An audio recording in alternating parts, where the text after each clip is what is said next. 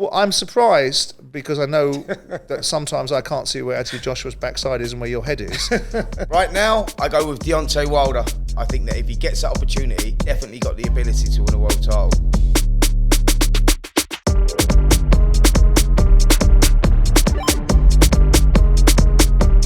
Welcome to Talk Boxing with Simon Jordan and Spencer Oliver. This is episode 20. So, of course, don't forget to keep liking the videos and subscribing to the channel. But more importantly, let's get on with the show. Spencer, there were supposed to be 3. There's 2 today, thee and me.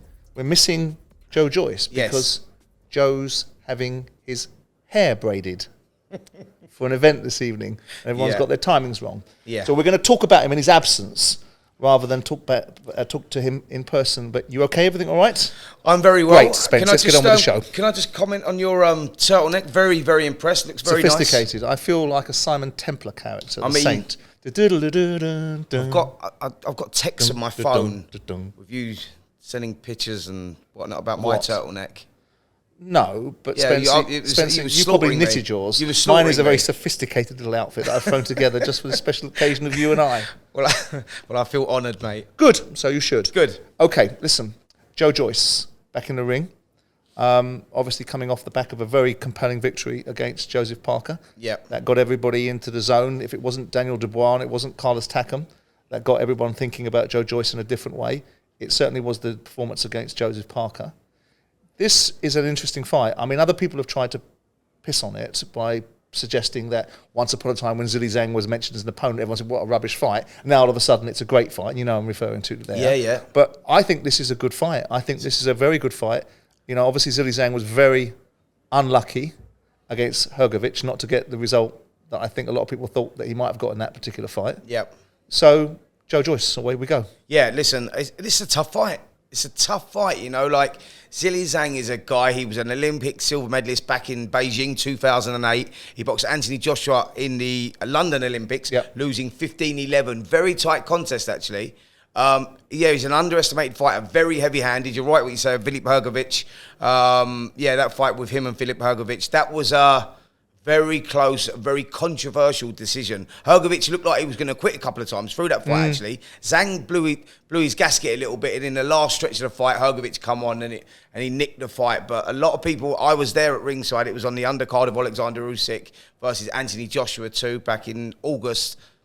I felt that Zhang had done enough in those early rounds, and he had Hrgović in a lot of trouble. This is a tough fight. Stylistically, we know what Joe Joyce is all about, the juggernaut, you know, the wrecking machine. But they're both big boys. Ball. They're both big boys. They both are. Yeah. This is what I'm saying. Yeah. So it's going to be an interesting one because both guys will go lock horns early on, and it's going to be explosive. I mean, people are sort of alluding. I know, again, I'm sort of conscious of not paying lip service to other people's views on it. Yeah. But people have criticised the nature of this particular fight and don't think it's much of a fight. But I think there's a potential that there could be a fight of the year contender. I think this could turn into a sort of Dillian White, Derek Chisora, sort of barn burner of a fight, where it's a potential slugfest. Totally agree. However long this lasts, and it will last a few rounds because we know both guys are really durable, but they will go at it. None of these guys, look at the size of them both, none of them are going to go try and box on the back foot at all. They're going to lock horns Not a lot of backward steps going on. None at all. I'm excited like you are because I think it's going to be very explosive whilst it lasts. It's going to be interesting. What do you think of Joe Joyce? I mean, we still have this, because he's not a natural showman, and because he's not a natural, I mean, he's a lovely fella. He's probably one of the nicest fella you'll ever meet. And I remember standing behind him, or sitting behind him, when Fury fought Dillian White at Wembley, and Joe gets up and just keeps on getting up and keeps on getting up and keeps on getting up, and the light goes out in the room because he's so big. But do you think, I mean, obviously we've seen these send-up commercials that they were doing to promote a particular fight where Joe was being taught how to speak and the art of semantics, words and so on and so forth. But do you think he's an underappreciated? I mean, I went into that Dubois fight. It was behind closed doors at Mansion Club, wasn't it? Or in Westminster, Mansion House. And I expected Daniel Dubois, and I think you did too. Yeah, I did. That Daniel Dubois was going to be able to deal with Joe, and we saw something very different manifest itself in front of our eyes. Do you think that Joe is underappreciated and then subsequently, as a result of it, undervalued? I do. You know, we said that Joe is like a wrecking machine. He's a wrecking ball. He comes forward, he just throws punches and bunches, and his work rate is the impressive thing for a guy of his size. But actually against Daniel Dubois, it's a great fight to use. Actually against Daniel Dubois, he showed a bit of ring craft, a bit of boxing IQ. He was waiting for his timing. He was boxing a little bit, like not pushing forward as much as he should have. And then as the fight gradually wore on, he started pushing forward more. But he showed that there's more to his game than what we actually thought. Because I'm with you on that one. When going into that fight, I thought Daniel Dubois is going to be too quick, too young. He hits too hard. Joyce is going to walk onto one. It's going to be over. But Joyce actually showed that he's got a good boxing brain. He was working well behind the jab, and he slowly broke him down. And that was the eventual ending, was through that jab. The one thing about Joe that we know is that he can take a punch. And that's fortunate because he takes a lot of them, doesn't he? Yeah. I mean, we saw him getting hits with a lot of left hands from Carlos Takam, didn't we? We saw him get hit with pretty much virtually everything that Joseph Parker could throw at him. Yeah. And again, I can't make a better analogy. He reminds me of Colossus out of the X-Men. You keep on hitting him, it just keeps on bouncing off him. But there is someone that's going to detonate on him. There is someone that's going to create a problem for him. Because at this moment in time, he does seem to be impenetrable. You hit him, and he just keeps on coming forward. I mean, I saw him breathe over the ropes against Joseph Parker. I think we were sat there, and he looked over the top of the ropes for a second, had a breath, sat down in the corner, went out the next round and knocked him out. This is the interesting one with Zhang, is that, you know, he's like 20-odd stone. He's a ginormous man who can hit.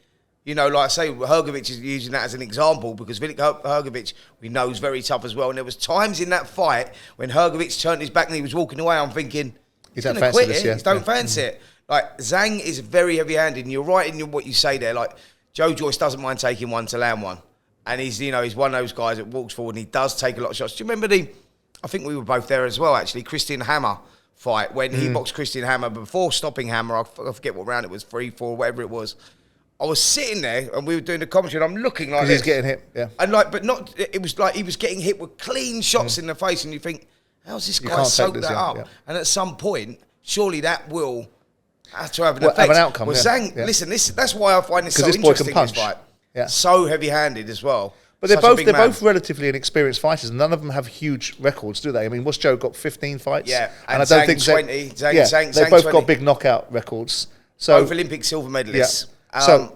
Yeah. The interesting thing, sorry, Simon, on this one is that Joe Joyce now is what is he? 36 years of age. 37. Zhang's 37. Zhang's 39. 39. Yeah, I was going to ask you about that. Yeah. I mean, once upon a time, fighters like footballers, when they got to a certain stage in their career, sort of early 30s.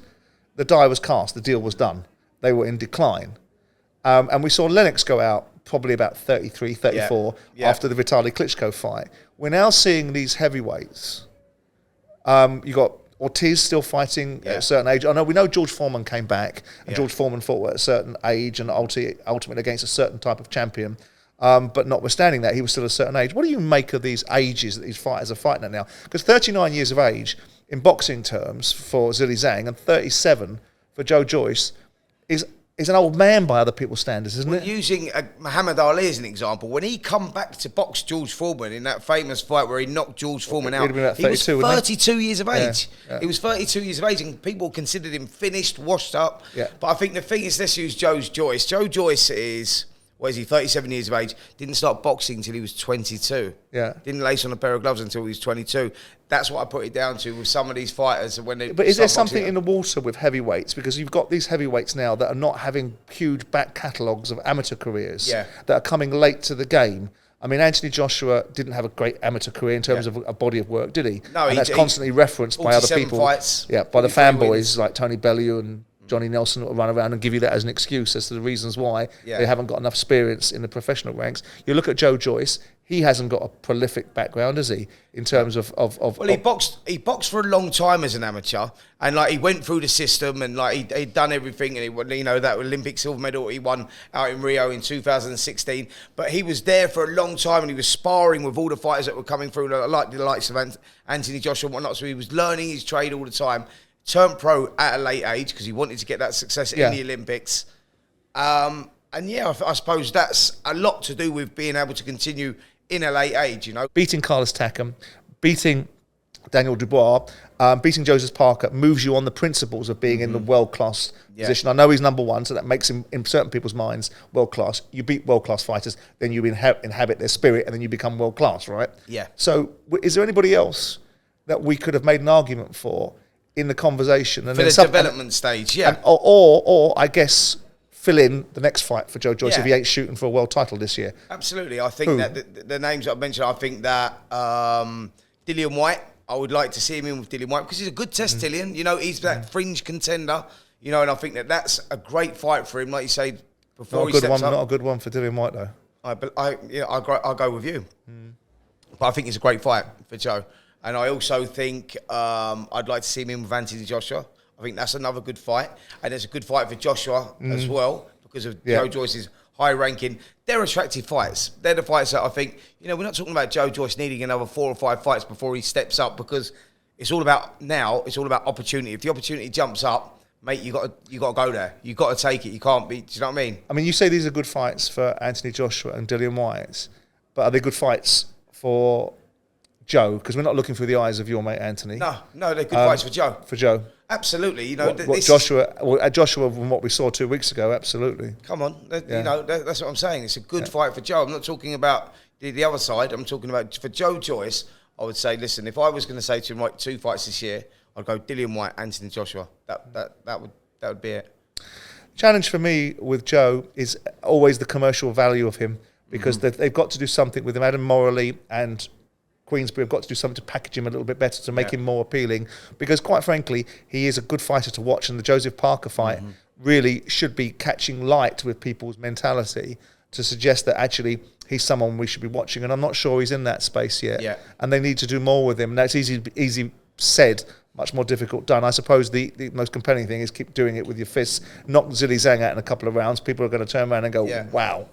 But he's got to go in with names that are recognisable as well, and that's how I think how he's going to build his profile. You know, if you put him in with a Andy Ruiz or a Luis Ortiz, any of those sort of Filip Hrgovic.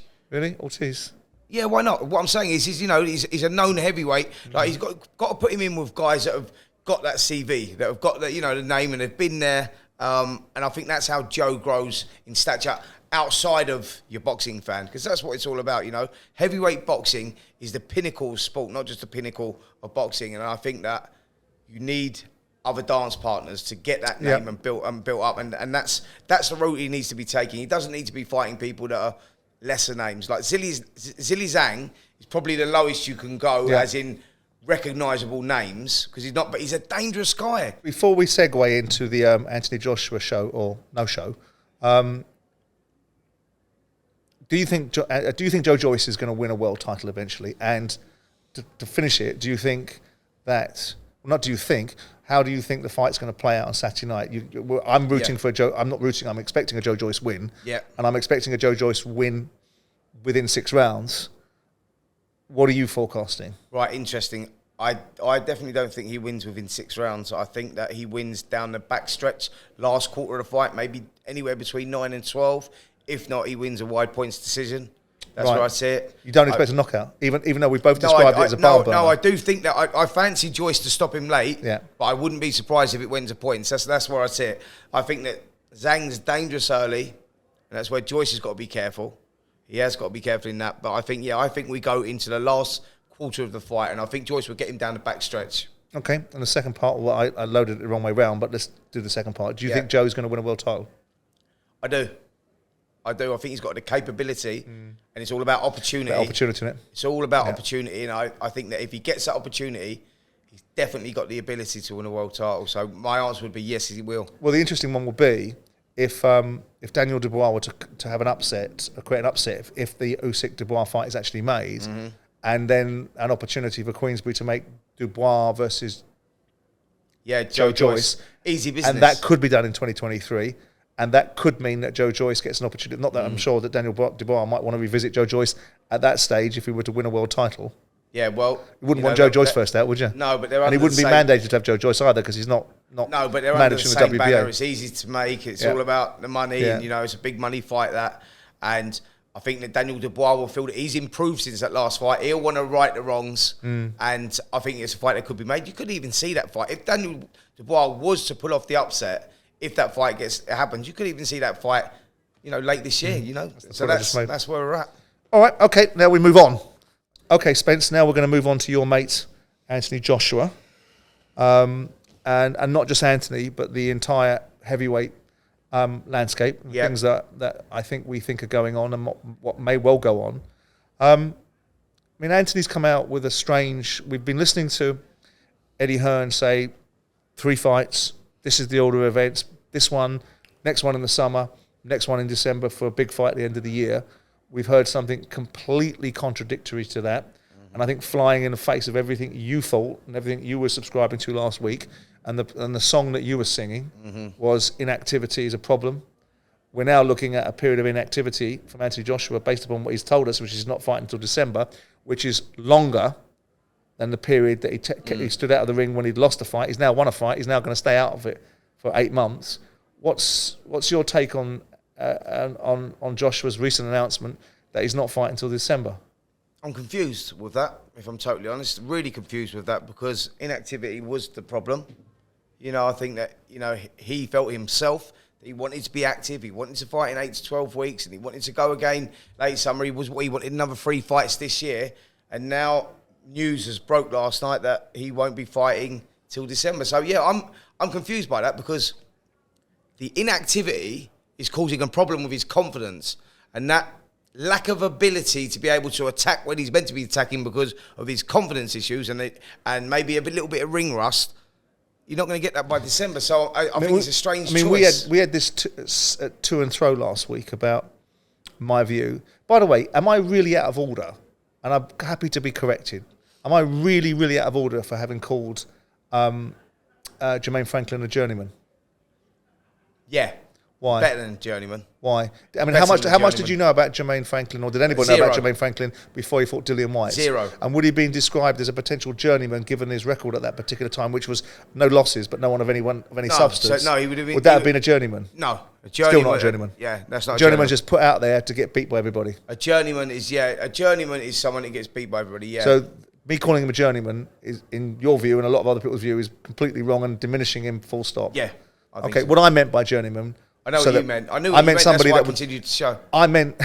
I meant by a journeyman because I've used journeyman in football terms and other speeches, which is not somebody that isn't capable of doing something, but somebody that's unlikely to get an outcome better than turning up. I'm going to give you a better word to use, like a gatekeeper. Maybe might be the word. So what I'm saying is a gatekeeper to the very top. I've reached rock bottom. I'm getting lessons on language from you. Well. Right. So for all you guys out there that thought journeyman was a bit harsh, I will pare it back and say, for the purpose of Spencer's new language lesson I've just got, that Jermaine Franklin was a gatekeeper. Yeah, right? maybe a gatekeeper to the top tier heavyweights. It's probably a better way of explaining that. How disappointed, given all the points that you made last week, and you were very robust about your viewpoint. Inactivity was your argument. My argument for Anthony would be losses was the problem, not inactivity.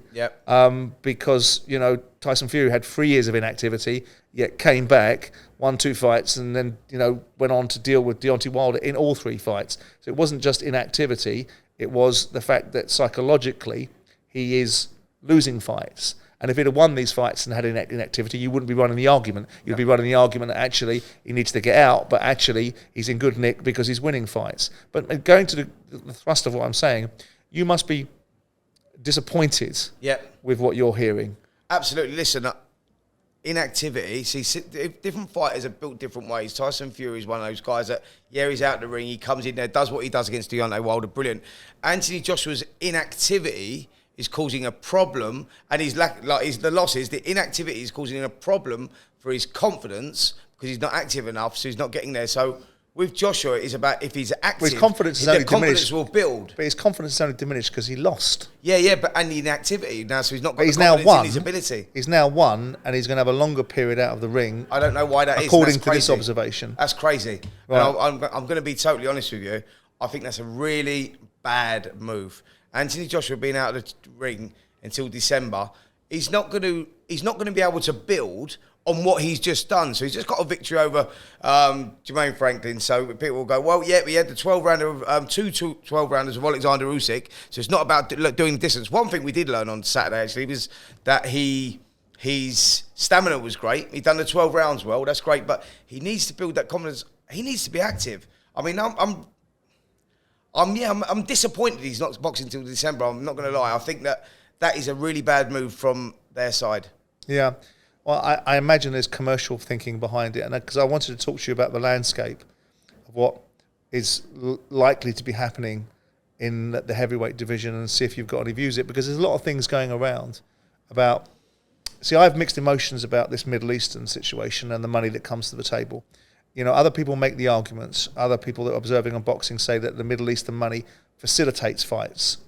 I think what it does is it excludes fights from happening anywhere else. Yep. And if the Middle Eastern guys don't want to have that fight or make that fight at a particular time, then fights don't tend to happen. Yep. But there's a lingering observation and I suppose rumour that's seeded, I think, in some substance, that there is a series of fights being arranged in the Middle East that involve Fury and Usyk and Joshua and Wilder, with 2 fights or 3 fights being made, which is Fury versus Usyk, Wilder versus Joshua, and the 2 winners of those fights meeting again in the Middle East for the ultimate showdown. You heard that? What do you think to that? I think that's a very good possibility. And that will chime with the December dynamic of the reasons why Anthony Joshua isn't fighting until December. Because he doesn't have any obligations upon him to make mandatory defences. The other boys do. So Fury has an obligation, and we'll talk about what I think Fury's going to do in a minute. We have the obligation upon Usyk, which is why Daniel Dubois is in the conversation. Yep. And then all roads lead to December. You're getting some good information. Well, interesting information, isn't it? Yeah, it's an interesting conversation. I think it's that's a very likely outcome. Huge amounts of money. A very likely outcome. Huge amounts of money. Yeah. What do you think of those fights? What do you think about Anthony Joshua, if it were to be the case, Anthony Joshua holding off to fight Deontay Wilder in December? I mean, that terrifies the life out of me for him. Well, now everything you just said there, I think that's a very everybody good, gets paid. A very and good the fights possibility get made. that could happen. Yeah. A very good possibility that could happen. I still think Anthony Joshua needed to go again in 12 weeks before that sort of scenario happens. I really do. I think that he needed to be fighting again in 12 weeks. And then that sets him up, if that outcome does come, then they're massive fights, aren't they? Prepared. And it looks like the Middle East, and because you hear lots of things, you know, the rumours going around or the debate going around, and it's not rumours, it's educated observation about the reasons, because we had someone on the show that I do with Jim, talking about the reasons why the Fury-Usyk fight didn't happen, and the Saudi representation was saying because people were priced out of it. I understand that the Saudis hadn't actually put a deal on the table. Yeah, sure. And there wasn't a contract agreed or signed. So all of that dynamic becomes something different, and we become dependent upon Middle Eastern decisions to make fights, big fights, which I find a little disappointing, not because I'm talking about sports washing, not because I'm talking about not liking to see opportunities in other countries, but it means that the only place these fights are going to happen now are in the Middle East, and what they're going to do is poison the world for everywhere else, because they're going to make it so expensive to do anywhere else. The only place you can do it in the Middle East. The second part of this equation that I'm understanding is potentially in the offing is Fury needs to fight, because he won't have fought since December. He can't wait until the next December. He can't be out for a year. Right? And despite the fact that I think he's walking around scowling at everybody and not in a particularly good humour right now. Fury gets out in the summer. And he Fury, will get out in the summer. And I know he will. And what I'm led to believe is that he will get out against Andy Ruiz Jr. Yep. That's a very likely What do you think? possibility. What do you think to that? I mean, last time, and obviously in the minds of a lot of people, they'll remember Andy Ruiz Jr. as the Pillsbury Doughboy, sort of rolling around the ring against Anthony Joshua. But he's regained his composure, hasn't he? He's regained his discipline. He's now back on in the groove, training out there with Canelo and the boys out in Mexico, and he's doing some good stuff. He's trimmed down. He's lost a lot of weight. And I think that he's a dangerous opponent. Andy Ruiz Jr. is a top tier heavyweight. He is, I think that's a good opponent for. Do you think that's a pay-per-view fight? Oh, definitely. Do you? Yeah, I do. I do, yeah. That's a great fight. All right. You know, I think Fury warrants that anyway, and Andy Ruiz Jr. is a good opponent, and that is a likely fight that we'll get in December, but I think that... Now, that's a likely fight we get in July. Sorry, July, yeah. But I think that the December dates is where it's all going to happen in the heavyweight division. So, again, you know, Fury, Ruiz, it's a Wembley fight, I think. You think it's a pay-per-view. It probably is only a pay-per-view because Fury's participating. But I just want to circle back on this sort of world-class series of boxing that's going to be happening in the Middle East in terms of what looks like 2 supposed semi-finals and an outcome that throws the 2 winners into a final. Do you think it's a kind of monopoly? It's basically saying to everyone else, out the way, you know, all the other boxing meccas around the world, out the way. All the other fighters like Joyce that might think they're in the middle of an opportunity to get a shot at a world title, out the way. Because think about it just for a second. If you're having the first fight in December, you're having and those 2 fights produce 2 winners, obviously, that then fight one another. You're not having that fight until April, May, are you? So that means that Joyce, if he's standing in the wings waiting for an opportunity, doesn't fight until the end of the year. Right? And if there's no other tie-ups between these guys, I think they can go round the loop again and do it again in the Middle East. So with all that in mind, are you of the mindset that this is good? The fans should be sitting there going, wow, salivating, you know, let's wet our whistles on this one. Definitely. I love it, because like we've been talking the best part of 3 years now of getting this undisputed fight, the best fighting the best, and politics have been getting in the way, and you know, negotiations are being broken down. This way we get the best fighting the best, and we get the outcome that everyone wants to see. Listen, you're talking about 4 fighters there. You never know. It could be like a Super 6 series, you know, where you have it in there and you get them in there and the best fight the best, you know, or the 6 or the 8 even. Do you think other divisions have perhaps needed that or required that? We saw, obviously, Carl Froch fighting that series where he ended up fighting Andre Ward, didn't he? And everything that came from that. Do you think that's the right way for heavyweight boxing to go? Because it's such a blue ribbon event. It's it's everything. All the acorns fall off that tree and roll down to the different divisions, don't they?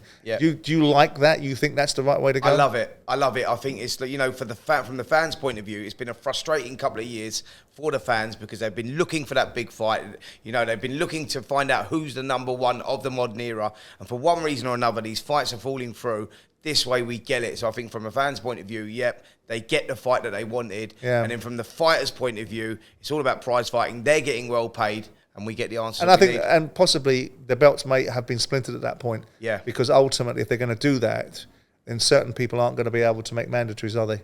No, they're going to go into that scenario. That's right. And the biggest beneficiary economically, because he isn't, the biggest beneficiary economically will be Anthony Joshua, because he, quite frankly, based upon the last 2 or 3 defeats out of the last 5 fights he's got, and the performance against Jermaine Franklin, can consider himself quite lucky to be at that top table with the 4 heavyweights, because he's a draw, because his name's the draw, because his relationship in the Middle East, and because of the unanswered question about potentially Fury versus Joshua. When you see that makeup, if it were to be that way, which money talks, and if the Middle Eastern guys are really doing this, then they will throw the money at it and the fights will happen. Because that's the reasons why fights don't happen right now, which is disappointing because the money isn't there for these big fights. Fury will take on Andy Ruiz because he thinks he can win that fight, and he thinks he can win that fight at Cantor. So getting less money for it at Wembley and doing it in the way he's doing it makes sense, and it gets him out. Calculated gamble and calculated risk. I mean, heavyweight boxing, anyone can get knocked out. But I think when you're talking about the elite guys, most of the time they make calculated decisions and they come out the way they want them to. I mean, we was out there. Who did you see the outcome? We was out there for the Jake Paul Tommy Fury fight, and Prince Khalid, who puts all these fighters on, was talking openly about wanting to bring all the big fights to there. You know, every big fight now, they want to invest in it so much. They really want to, you know, the growth. Well, Khalid goes to the Kingdom of Saudi and gets the money, doesn't he? He comes up with a concept and goes and gets the money. Who would you forecast if you were, you know? And please, can we have some objectivity, right? I just don't want you to go fanboy. AJ, absolutely. Can you see, if you know, given the fact that if Anthony really is going to take this route of inactivity and go into this opportunity, if it does manifest itself, who would you envisage coming out of these fights as the 2 fighters that fight for the ultimate equation, which is the winner has cleared the decks? Do you want it? Yeah, of course, that's what I'm asking. Well, the Fury Usyk one's an easy one for me because I think Fury come out on top for that. It's not an easy one, but I've always thought that Fury. Right. And here comes the $1 million question, which you're going to have to pull out of your ass. You're not going to want to do, and everyone's going to pause for breath. Right. Wow. Are you ready? I'm ready. Are you ready I'm for ready. it? I'm ready. Right now, I go with Deontay Wilder to win that Really? fight. Yeah. Right. I just think he's explosive, and I just think where they're at right now, I think that, yeah, I'd go with Wilder. Where are they at? Just out of curiosity. Deontay Wilder's coming back off the beating Robert Yeah, but he beat Robert Helenius. Yeah, he done Helenius. But what he showed there against Helenius was that he had no effects from them, because I didn't know where Wilder would be after that trilogy with Fury. And I'm thinking, when a fighter goes through a trilogy like that, at that stage of career, you think he might not be the same again. The last fight especially, it was a bit of a beatdown and a pounding. Weren't sure how he was going to look. Straight away, observations, boom, he went out there. He wasn't gun shy. He let his shots go. Still looked sharp. Looked switched on. So on the basis, you can only go off the basis of their last performances. You look at Wilder's last performance. You look at Anthony Joshua's last performance. You go, Wilder would start favourite. Yeah, I mean, sometimes the opposition brings out better returns, doesn't it? I mean, ultimately, you're surprised I never said Joshua, though. Well, I think if you're being, I can see it in your face. Well, I'm surprised because I know that sometimes I can't see where Anthony Joshua's backside is and where your head is. But I do actually think that there's logic behind your observation. I'm not sure in that instance. I would pick Fury to go past Usyk, irrespective of what people think he's done in this recent situation where the fight hasn't been made. And I would have reservations about Anthony Joshua not having had a fight in between now and Wilder and getting himself into a space. That's what I'm saying. But there must be method to their madness. Whether they think that spending more time with Derek James is going to bring out something in Anthony Joshua, whether he's finding energy. Because I saw him doing some interviews recently where he's gone from being somebody that was quite contrite after the fights, that was playing to the gallery, was very elegant and erudite in the manner in which he wished to speak to the audience. He's now becoming a little bit surly again and turning around and saying, there's nothing about that fight that I liked, nothing about that fight that I took away from it, nothing about that performance I was happy with. And then, and you made a case for some of the things he should have been happy about. I don't know, because Wilder, to me, in my mind's eye, I think if Wilder hits Anthony Joshua, he knocks him out. Well, this is the thing, and like I say to you, inactivity right now is playing a part in Anthony Joshua's career, where he's at right now. But we are talking about technically one of the worst heavyweight champions. I mean, I know Deontay Wilder is a fabulous puncher, but technically he's not one of the worst. He is the worst, and I've said this before. No, he is. Charles Martin was the worst. Well, yeah, you're all right. You got a case. I'll give you that one. Yeah, right, one of the worst. Let's go with that. But technically, he's one of the worst. But he's also one of the most dangerous punchers through boxing history, and that's a problem for someone like Joshua right now. And I think that it's all about timing. Had Joshua been fighting again in 12 weeks and got out again, I might give you a different answer. But just going on that last performances, in summary, this doesn't feel like a concerted game plan for Anthony Joshua to regain his poise and to get to the top of the table. This feels like one last huge hurrah payday. Yeah. That's what it feels like. It feels like he's looking around, and the observations that I make about him, and it's not based upon any dislike, it actually comes from a position of I'm quite engaged with this fellow. I think I can understand why he's occupied so much attention, and I still maintain some of the views that I have. But I don't think there's a lot left in the well in terms of this burning desire to be able to, like we've said, why'd you do it? Because, it's a scorpion and a frog, you do what you do. But if he's got all this money, why would you still do it? Because you don't know what else to do. And that doesn't mean you're still doing it because you've got this burning desire to do it. It's what you've done. It's what you do. And ultimately, if you're looking at yourself honestly, I look at Anthony Joshua and think, if you can't summon up the fury, metaphorically, the anger that you needed to have against Jermaine Franklin, I don't think you're going to summon it up. Coming back from a loss and what he feels is humiliation and the embarrassment and all the things that went with it. If you haven't got it on your return fights, I don't think you're going to get it ad infinitum, and I think this is just a big payday. I think he will regain it, and I think that it's going to be interesting. But he needed to be more active. December, I don't like that date. Well, there must be method to madness, and we'll see. Like everything else, this will twist and turn. But this is interesting times, and this is an interesting developments.